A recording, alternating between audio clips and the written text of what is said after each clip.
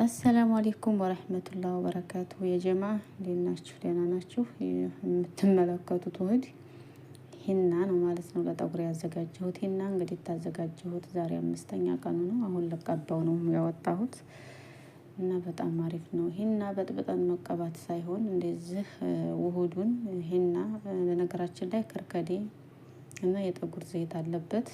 ምንም አይበላሽም። 8 ቀንም ቢያድርና እንደውም በጣም አሪፉ እንደዚህ ተቦክቶ ተቀምጦ ቆይቶ ተቀብተን ስንታጠበው በጣም አሪፍ ነው። እኔ የጠቀመኝን ነው። ብዙ ሂና ባክኛለሁኝ።